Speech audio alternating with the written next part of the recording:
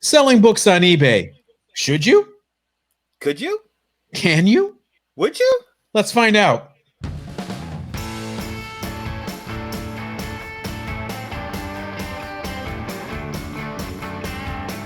Hey, and welcome to Bronze and Modern Gods. I'm John. As always, he's on this side. 1 week I'm going to get it right the first time. My buddy Rich. How's it going, Richard? I'm doing well. Hanging out with the snow here in the middle of May. I say from Southern California. Sorry, Yeah. I can't relate. But we both relate on something, and that is selling your books on eBay.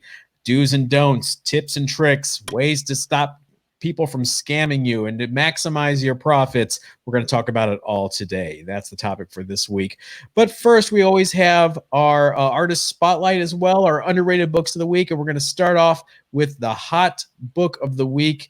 And this time it's a Copper Age book, is it not? Yes, it is. It is Amazing Spider-Man number 238 from March 1983.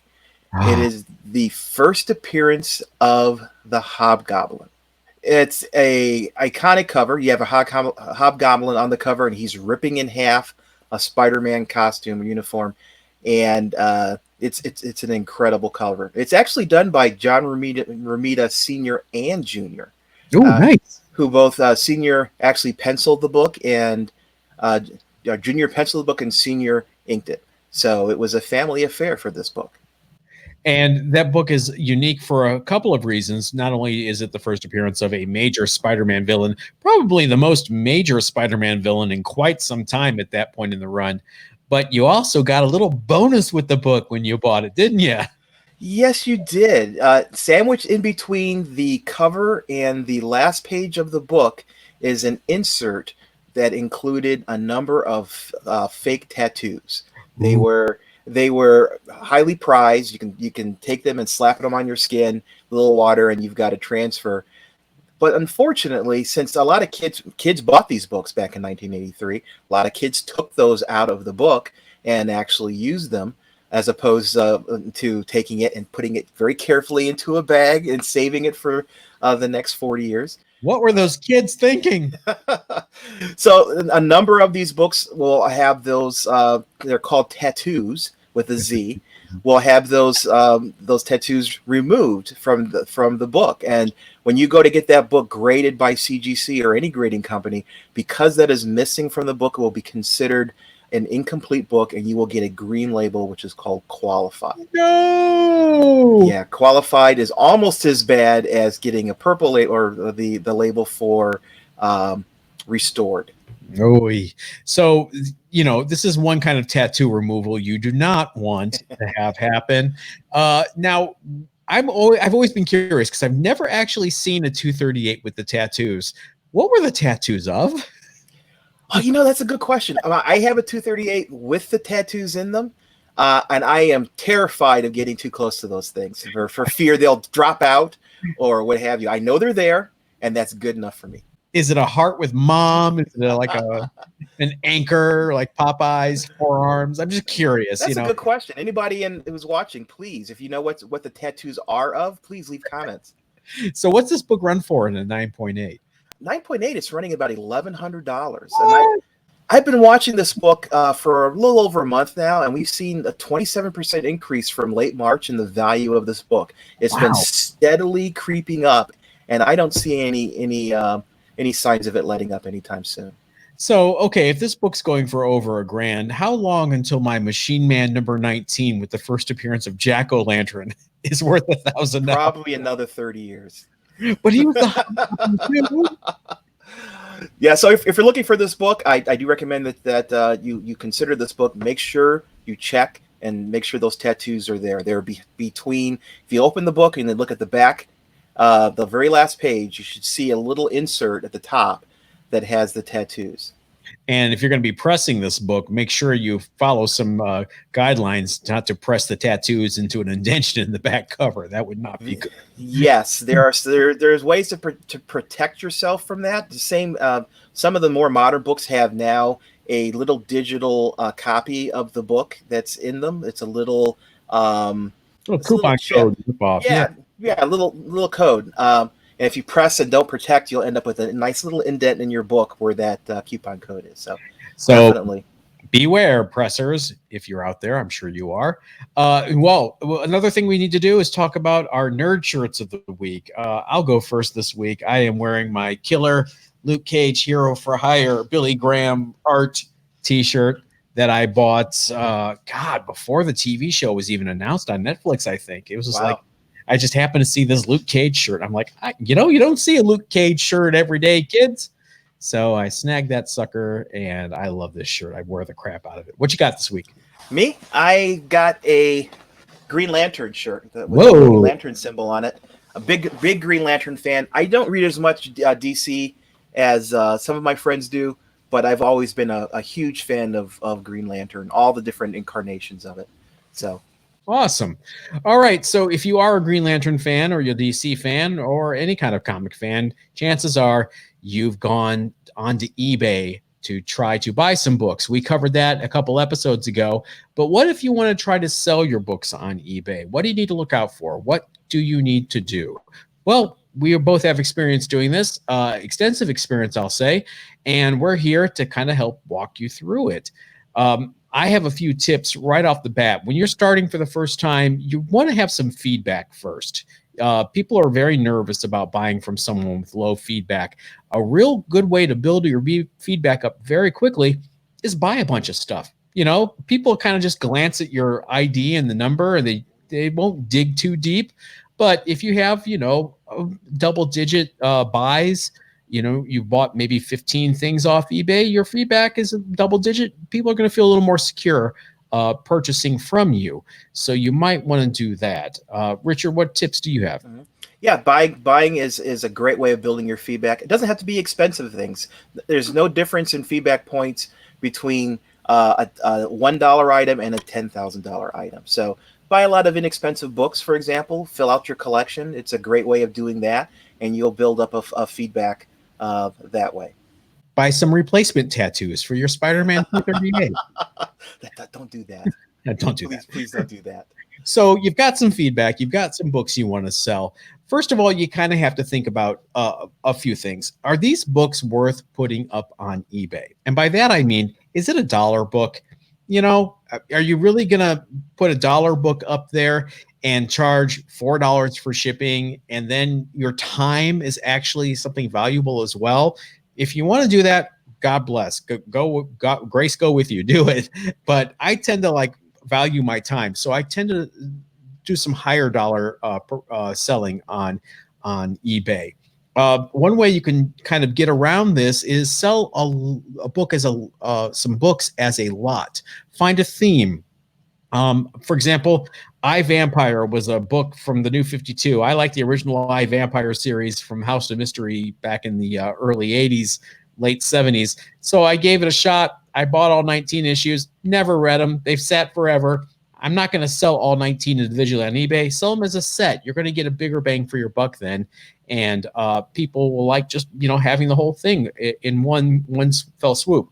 So do you want to talk a little bit about how you post a book, the different options you have to sell your book? eBay is known for its auctions, first of all. The site is a perfect place to let the bidders determine the value of a book. And that's one option that you have. And some people will start a book off at a penny as a starting price. And in that auction, let the price naturally gravitate towards what the bidders consider the value of the book to be. If you're happy with that and you don't mind taking the chance that value may be less than what you may consider the book to be worth, that's a great way of, if you're not really sure of what the price is. Other alternatives are having a fixed price. And the fixed price is you determine at the start of the auction what you consider the book to be worth, and you set the price at that fixed price. People who come across aren't bidding on the book. They're deciding to buy the book at the price that you've marked it at. And so if it's a book that you're really price sensitive on, you can't take a bath on it, for example, you can set that fixed price and be guaranteed to get that value back out of the book. unless you do it as a fixed price, buy it now, but you enable the make an offer button. Now you can choose to have a threshold. So if you have a $50 book up there, but you have make me an offer enabled, you can say, hey, anyone that offers me less than 30 bucks, just automatically decline it. That way you're not sitting there getting rid of lowball offers all day. eBay will do that for you. Another thing that we should mention about auctions is you've got a book that you know is fairly expensive. You're nervous about putting it up for a penny. You can do it at a starting bid. You know, you can have the starting bid be $25. So someone has to at least bid $25.01 in order to get the book. I am not a big fan of doing these kind of starting floor prices. Even if it is, you know, a $500 book and you only have a $25 starting bid, it scares buyers off for some reason. There's a psychological block that seems to keep the bidders down, as opposed to where it's a penny and they like seeing it run up. There's a psychological Pokemon gotta have it mentality that really takes hold, and you should take advantage of it, leverage it. You know, no one's going to let a $500 book on eBay go for a penny unless, and this is another good point, you listed it wrong. Look at your title. Look at all the keywords. You don't want to post Journey into Mystery number 83, first appearance of Thor, accidentally as Journey into Mystery 831 ST appearance of Thor. Right. Then your book might sell for a penny and you're going to be really upset. Yeah, as a matter of fact, there are websites out there that look for those zero bid auctions and kind of help you cherry pick to find those mistakes. But definitely, the title of the book or the title of the listing is very, very important. You want to put the keywords that, if you were looking for that book, would draw your eye. So, like the title of the book, if it's a variant cover, if it's hard to find, you'll see HTF for hard to find is also a great key. Put things in that title. You have about 80 characters to work with. Put something in there that is descriptive and eye-catching, because another problem that you have, if it's a popular book, your listing may be one of 20 other listings that particular seller is going through. So you want your listing to stand out in some way. Yeah, and also look out for spam keywords in your title, you know, because it's kind of a turnoff for some people too. Don't put rare on your copy of ROM number 1.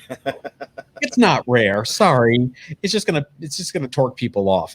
Also, movie coming. If there's no movie announced for this, don't put it in there. I don't think there's a movie for Omega the Unknown number 6. At least not yet. So kind of watch yourself. You want to be an ethical seller. I think you make more in the long run by being an ethical seller. And part of being an ethical seller is a proper description and really detailed, numerous pictures of what you're selling. Absolutely. Pictures are key, because when people go and look at your auction, they're going, or your listing, they're going to look at those pictures because they only have your word to take from the textual content of your listing. So Right. they take those pictures and they look at things like spine ticks, and they look for things like corner bends. So make sure you have a number of high resolution pictures to go along with the words that you use to describe your book to build that complete picture. iPhone pictures, okay, fine. You're going to do much better if you actually scan your book with a scanner, 300 DPI minimum. Do a high-res scan, make it full size. People want to see, you know what you want to see when you're buying a book. You want to look at the spine. You want to look at the staples. You want to look at the corners. You want to look at the back cover. Please provide a back cover scan. I can't tell you how many auctions I've passed on because there's no back cover scan. I don't want to get a book and find out there's a piece of chewing gum on the back cover and the front cover looks great. Don't do that to someone. And please do not just put one picture. One picture does not tell a story. One picture will make me skip by the auction because I don't know what you're hiding if you can only show me one picture. 100%. And you know, you even if you have a raw Fantastic Four number 1 and you're being honest and you're not lying, you have one picture, you may just get some curiosity bidders. You're not going to maximize your investment in that book, but just by throwing up one picture, not the way to do it. Also, let's talk about grading. Maybe you're not the most confident grader. You don't want to hide behind a phrase like, I'm not a professional grader, so look at the pictures. No, don't hide behind that phrase. Just be upfront. Hey, grade the book yourself, judge by the pictures. I'm not going to grade this. I kind of, I'm pretty confident in my grading. I will never, ever say, though, as a seller, please, this is a big tip. Even if I'm thinking the book is a 9.8 slam dunk, I will never say that, because they send it off, it gets slabbed, it comes back a 9.6. You get an email 6 months later from someone that you don't even remember, and they're like, hey, you said this was a 9.8. Give me money back. Don't open the door for people like that. Oh yeah, I've even stopped putting things like, NM for near mint, any kind of grading in the description or the title. I once graded some Eternals #2 that I was selling as near mint. Now near mint is a range of grading values. 9.2 is a near mint. Exactly. So they were easily 9.2s. These are great books. Listed them. I had a number of buyers. This is where I had a number of copies of this book, so you can set up an auction so that you could sell multiple copies, and it will allow people to purchase one or two or however many they want out of your auction. And I had one buyer come back and say, these books aren't perfect, and he was thinking by me saying near mint that I was talking about 9.8, the highest end of that scale. I simply meant that it was a higher end book. And we had a conversation and we worked the situation out. But, it's something to be concerned about. Yeah, near means near. So your interpretation may vary. One thing you want to also look out for is your shipping. Now, you've got some sellers out there that just love to make up margin in shipping. I'm not a fan of doing that. If your margins are so razor thin that you have to charge someone $30 to ship a book, there's a problem in Peoria. You need to really look at yourself. If you're sending a book out, think about how you're going to send it and be upfront about it. If you're going to put it in a priority mailing envelope with a couple pieces of cardboard and tape it to the cardboard, that's fine. Make sure you say so in your description. Myself, I don't like doing that, even though I've done it in the past. I do like charging $12.95 for shipping for one reason, because I put it in a double boxed priority medium box, and I really make sure it's bulletproof, especially with slabs. So I find that people are like me, are willing to pay a little bit more for shipping when they know it's going to be indestructible. So just be upfront about your shipping options. Now, I don't mind. Like you, I ship all of my stuff, especially graded books, slab books, using USPS, because they give you free shipping material. It's a match made in heaven. And they'll deliver it to your house. Yes, you can order it for free, and they'll send it to your house. But they have a flat rate medium sized box, which is perfect for a slab, and it's about $15 for that book to be shipped, and it includes tracking and all kinds of information.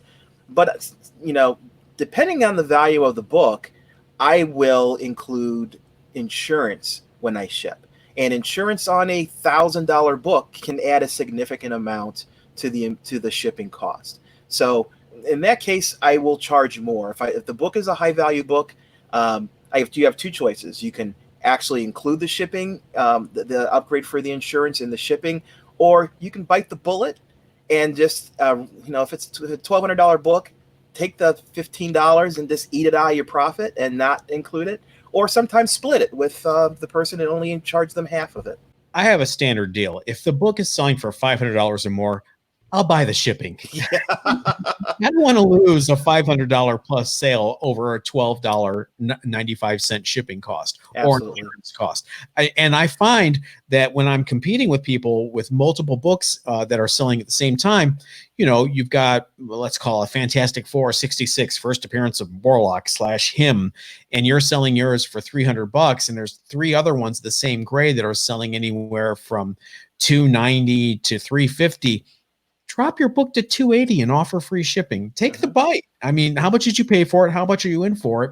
Wouldn't you rather have the money in your pocket? Wouldn't you rather be liquid and lose out on $10 here and there? Go for it. You're here to sell the book, right? Right. And eBay also offers, one of the things you want to do is when you ship a book, you want to ship it as quickly as you possibly can. So you get the payment on the book on Monday. what I typically try to do is I have the book already boxed up and ready to go. I print off the shipping label, slap it on the box, drive down to the post office, which is about a mile from me. The book is in the post office hands within 24 hours of me getting that payment. And what eBay will do is if you show that you can ship on a regular basis that quickly, you will be able to offer a special free shipping option. And your listing shows up in green saying free shipping, which is one of those differentiators that you can use to pull yourself up above the rest of the crowd. There's no excuse for not shipping quickly. You can even request a pickup at your home by the post office. They will come and get the boxes from you. So don't waste any time. It also helps with customer service, which is another important aspect of this. You know, I've been very fortunate. I've been very lucky. It's by design, a lot of it, by providing really good customer service. But every once in a while, you're going to have a grumpy Gus. I think it just comes with the hobby sometimes. One time I sold a book on a Friday afternoon. I got an email on a Sunday morning from the buyer complaining that I had not shipped the book yet. I don't know if he realized it was the weekend. And I kind of, as politely as I could, said, you know, hey, you know, you bought this on Friday night. Saturday, I wasn't at the post office before noon. Sunday, they're closed. He came back even angrier that I dared to reply to him this way and what a crappy seller I am. And, you know, you're going to get people like this. They're just weirdos out there. They're everywhere. So just be as polite as you can. The worst thing you can do is get in a pissing match with someone that just is looking for it. And sometimes you'll ship a book, and despite your best efforts, it gets mangled in the mail. Ask for pictures. Ask to see what happened to it. And you can see it's your packaging. You can kind of see if it's your book. And say, great, what do you want to do? Do you want to send it back for a full refund, or would you like a partial refund? You can kind of meet in the middle. I always will advise you, if someone tells you a book is damaged, have them send it back. If they're unwilling to send it back, something's up. Yeah, customer service is so important. Whenever I sell a higher value book, I will use something that I notice most people don't use, which is the ability to contact the buyer through eBay and simply tell them, you know, thank them for their purchase. I will include a picture of the box as I'm shipping, because you can add pictures to it. And so you build a rapport with that buyer. So if something does happen, you're not just a faithless eBay seller to them. You know, you have some connection, and that communication channel is open, and you can find a way of getting through that issue much easier. I've sold $3,000 books from eBay. I've sold $3 books from eBay. And I feel very confident doing it. I'm a little less confident now that I see some of the really elaborate scams that are being run, where you send someone a Hulk 181 that they won, and they claim they opened it up. It was nothing but crumpled up newspapers inside, and you don't have any proof. That's why I take a little video of me packing a high dollar book, and I take a video of me taping the box shut. And one thing you can do if you're super nervous about sending a high dollar book through the mail is take it to the post office and pack it in front of the postal clerk. I'm not sure you can do that now with the current COVID situation, but I've seen people do that before, where they'll take a really expensive book and they will pack it in front of the postal inspector, who will witness it. And, you know, you're kind of covered. One way you can make sure you don't get scammed is have the postal inspector or the postal employee see you pack it, and have a friend take a video of that happening and send it to the buyer after you ship it and say, hey, your book's on the way. Here's a little video of me sending it off. They're going to go either, wow, great, I feel good, my book's on the way, or they're going to say, oh, crap, I can't rip this guy off. But, you know, to me, eBay, there's a cap of books that I would sell. I mean, $3,000, I think, is a great cap. Yeah. When you get to the $5,000 books, or you're trying to sell a Showcase 22, you know, something really rare and really valuable, eBay may not be the place for you to sell it. Not only because of the concern about shipping, but because of taxes. The fees. The fees are, yeah. Do you want to talk about the fees? I would rather give Comic Link or Heritage a flat fee to sell a high dollar book for me than pay the 12.5% on eBay, then the additional 3% on PayPal. That racks up really, really quickly. There's a Absolutely. reason that retailers call eBay Feebay because of the fees. The taxes is something that's a relatively new development, and it can be a significant bite into the adding to the cost of your listing. And sometimes sellers or buyers aren't really aware of that extra bite until they get to the checkout. Or if you're a seller, you're like cruising along, things are fine, and near the end of the year, you get a 1099 in the mail from eBay. Yeah. Surprise, you have to pay taxes on your revenue. Mhm. So there are ways of doing this. I am not Susie Orman. I would love to be Susie Orman in the Bahamas wearing a southwestern style Arizona jacket and turquoise, but I'm not. So your financial advice may vary, but you're going to get slapped with a 1099 when you start getting into the thousands and thousands of dollars. Right, and there's ways of doing that. There are a number of large dealers who sell a huge volume of books on eBay, and also they sell books on their own websites. Um, so if you want to fit into that category and that's your aspiration, that's great. But if you're like us and we are people who like to maximize our time and maximize our profit, there's some things you want to be considerate about when it comes to listing those books.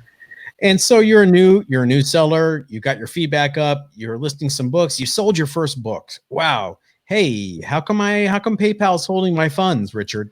That is so annoying.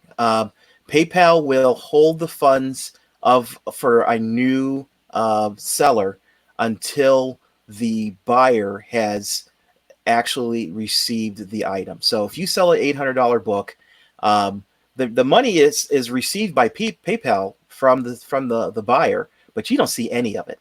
You don't see any of it until once the book you've shipped it and it gets to the buyer and the buyer leaves feedback. Then finally your money is released. So be cognizant of that. That's what happens to new sellers. Sometimes they'll release enough money to cover the shipping, but you won't get the bulk of that $800 until the transaction is completed. Once you have a reputation and you have a track record with PayPal, it's not a problem. The money instantly appears in your PayPal account, and you're able to do what have you. Now, there's other issues with PayPal. PayPal can be a black box. There are no way. There are very limited ways of communicating with them if there's an issue. You have to jump through hoops to do it. But it's still one of the easiest ways of handling a transaction. It's the only way of handling a transaction on eBay. Well, let's talk about it. eBay is a little famous for siding on the side of the buyer.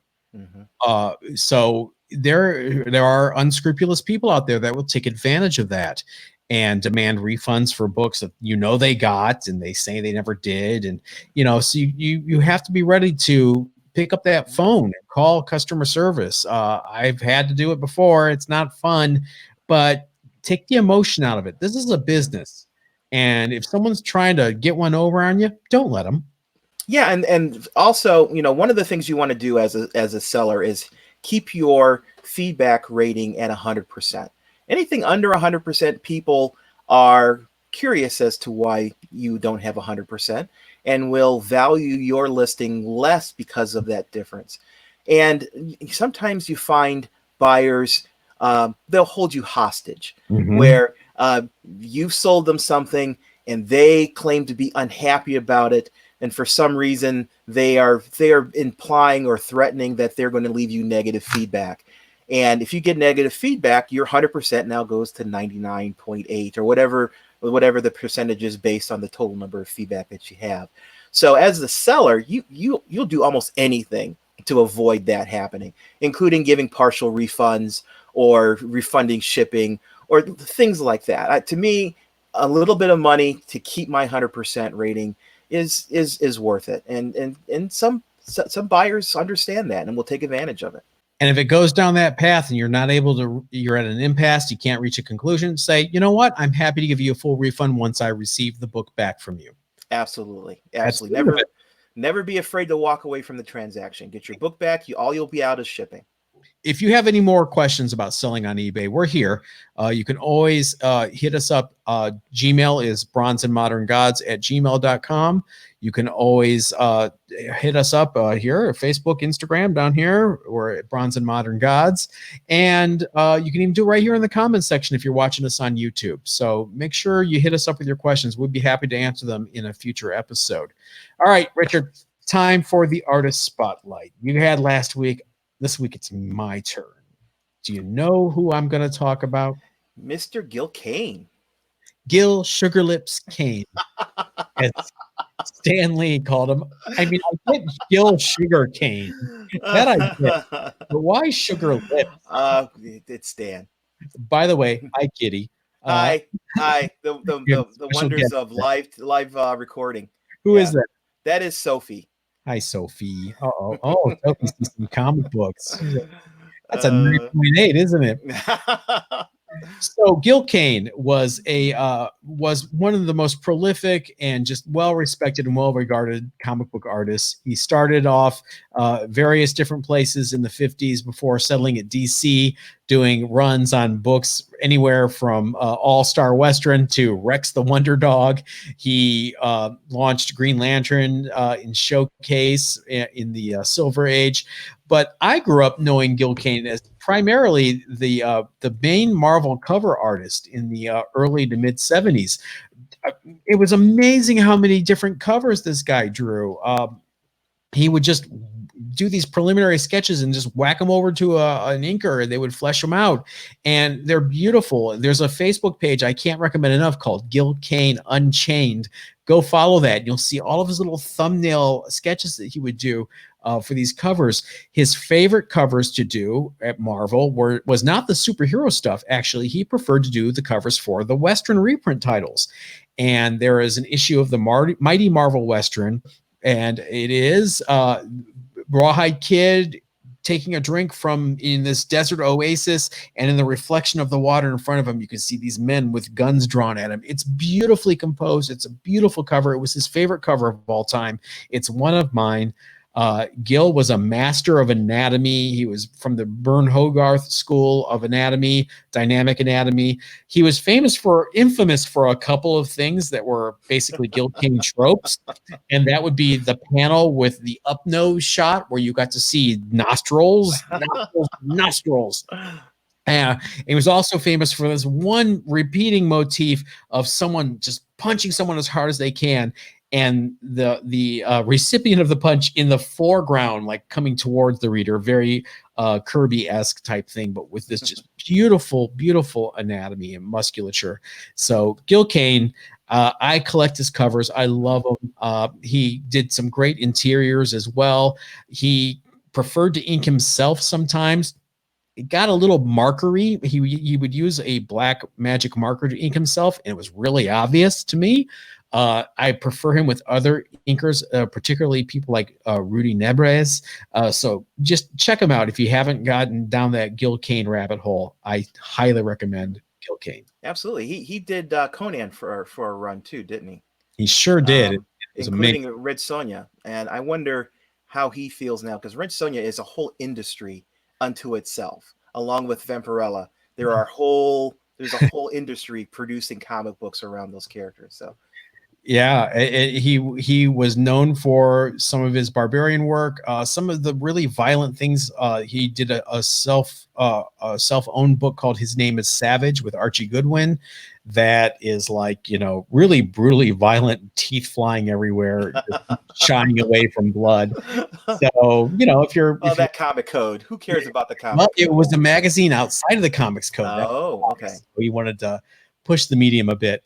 But Gil Kane, just such a loss. He was such a treasure, and one of those artists that no matter how much respect he gets, it's just not enough. So, underrated books of the week. I will let you go first this week. I know you've got a good one. Yeah, my underrated book of the week is a book called Concrete. Concrete is interesting book. It is an Eisner Award winner for 2 years in a row. Um, it is written and drawn by Paul Chadwick, and published by Dark Horse back in 1987. It is all about a normal person, a speechwriter, political speechwriter, who aliens transfer his brain into a giant stone character creature, and he escapes from the aliens. Aliens are only mentioned one time, really, in the series. He escapes from the aliens, comes back to normal society. The government passes him off as a cyborg. He goes back to living amongst people, and that's about it. He lives his life as this giant stone character surrounded by normal people. He leads a little bit more exciting life than just an average Joe. He climbs Mount Everest, for example, at some point. But it's a story about characters. The fact that he's this giant rock creature is really secondary to the interactions he has with the people around him. And it's a book about the story. It's not about action. It's not about it's a black and white book for most of the run. It's really about the story between the main character, his love interest, and the people surrounding him, and the emotions that are brought up because of those interactions. Great book. It's real slice of life stuff. It's not, slam bam action fight scene things. There's one story I remember where he goes and tries to save some miners that are trapped in a mine, and it doesn't quite go as you would think a heroic rescue would go, because he doesn't think about some things like gas pockets and oxygen and things like that. No, he's not a hero. He tries to be a hero, but he's not a superhero in the context that we normally think of that. I remember the first appearance was in Dark Horse Presents #1, and this was a hot book for a while back in 1987, in that black and white independent craze. And we sold quite a few of those in the comic shop I used to manage. And when Concrete #1 came out, it was a popular book. And this was the guy who drew a few issues of the Dazzler for Marvel before it got canceled. And all of a sudden, he's this hotshot independent creator that owns his own property. And we never really found out, unless, it happened later in the run when I stopped reading it, we never found out what Concrete was. Was his mind actually transferred into another body? Was he manipulated in some way by these aliens? We just never really got the full story, unless I missed it somewhere. And the thing is, and the point of the story really is, it didn't really matter. No, it was really secondary to the rest of his purpose as that story vehicle. So, really, I think it's an underrated book because it was really popular back then. Like I said, it won Eisner Awards, and it has literally dropped off the face of the earth. I tried looking up CGC 9.8 values for this book, and they're basically non-existent. People just are not collecting this book, I think, in the way that I think it should be. I don't really have high hopes that it's going to be optioned at some point, because there isn't the action that people are looking for TV properties and movie properties. But I think it's something that if you like story, it's something you should reach out, find. You can find it inexpensively. There's a number of trade paperbacks available. Grab it, read it. I think you'll enjoy it. It's a comfortable story. It makes you feel comfortable. And speaking of stories and books that are really story driven as opposed to art driven, my pick of the week is a book that the artist for most of the run, Red Hot Greg Capullo, called A Dog.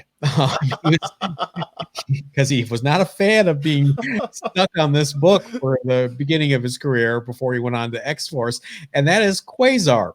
Quasar, Wendell Vaughn, formerly known as Marvel Man, and one of the super agents of S.H.I.E.L.D., first appeared Wendell Vaughn character as Marvel Man in Captain America 217, which is a hot book right now, and really, for some reason, tough to find a 9.8. Witness, I'm trying to get one.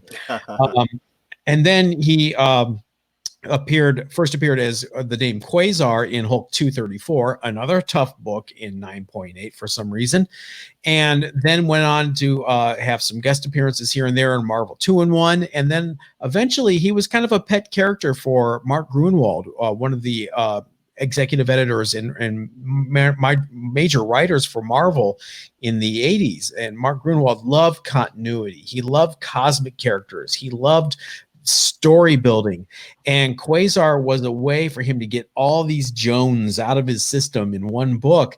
And the problem with Quasar, if there was a problem, it started off really quietly. It launched like in the late 80s. Mike Manley was drawing it. It was very pedestrian. The stories were kind of done in one with some subplots, and it didn't really catch on. And then the writing was on the wall, and the book was about to get canned. And they got Greg Capullo on the book and did this huge storyline called Cosmos in Collision that involves Death Urge, Oblivion, Infinity, the Living Tribunal, every cosmic character you can think of, with poor little Quasar in the middle, with his quantum bands that give him power. They can't remove him. So what do? They chop his hands off, take him, and kill him. He dies in his own book and comes back. Spoiler alert. This storyline was so popular. It has just been recently printed in a trade paperback, which I thought would never happen for a Quasar story. Mark Gruenwald cashed in all his chips trying to save this book during that storyline. He got Todd McFarlane to draw a cover. He got Jim Lee to draw a cover. So the covers are great, and the story's even better. You've got this beautiful early Greg Capullo art before he goes over to X-Force and Spawn, becomes a famous superstar. He called it a dog. I like the book. And that momentum from that storyline really kept that book going for a good 5 years. It lasted 60 issues or so, I believe. And, the storylines really were all over the place in terms of continuity. Quasar goes into the universe of what ifs. All the what if stories actually existed because the Watcher saw them, and Quasar goes through all these different universes and sees all these old what if stories that you read about and catches up with these characters. It's really cool. Quasar goes to the new universe that was canceled. Oh, well, Quasar is going to go visit the universe. And guess what he brought back with him? The Star Brand. That's how the Star Brand ends up in the Marvel Universe. It happened in Quasar, and that's now Star Brand's part of the Avengers mythos and everything. It all kind of started with Quasar. Again, there's a few key books in here that are starting to see a little heat. First appearance of some Kree characters that were in the MCU. Quasar himself is rumored to be in upcoming Guardians of the Galaxy movie. This is still a book you can kind of get your hands on fairly affordably. I can't recommend it enough. The whole 60 issues is just great reading. It's never going to be a top tier book. It never was. It never will be. But if you like Mark Gruenwald and you like good, solid, old-fashioned Marvel Universe storytelling, check out Quasar. And pricing? Pricing? It's cheap. Go with fishing for dollar boxes. Grab some Quasars. There's a couple of, like I said, I think issue 32 is the first appearance of some Kree character that was in Guardians of the Galaxy. So people started snapping that up. At that point, it was direct sales only. So there's a couple of they crossed over with Operation Galactic Storm, which was a big crossover that was being still sold on the newsstands. So there are a couple of newsstand editions of later Quasar issues that actually are numbered 1 and 2 because they didn't want to keep the same numbering for some reason. Those are actually neat variants that are interesting to grab if you're a collector. Excellent. I'm going to have to read that. I can't recommend it. Try the Cosmos in Collision trade paperback. You can pick it up and take it right from there. There's not a lot of heavy continuity going into it, and you'll really enjoy it. So I think that's it for this week. Yeah, I think so too. So make sure you follow us on Facebook and Instagram at Bronze and Modern Gods. Please, if you're watching us on YouTube, leave us a couple comments, leave us a like, leave us a subscription button hitter thingy. What you do there with your mouse and your finger, you might want to do that. If you're listening to this on your favorite podcast platform, you might want to give us a little review and a rating. Don't judge us based on my my outro here. Judge us on the content you just listened to for the last 44 minutes. And we will see you next time. Thank you. Thank you for watching.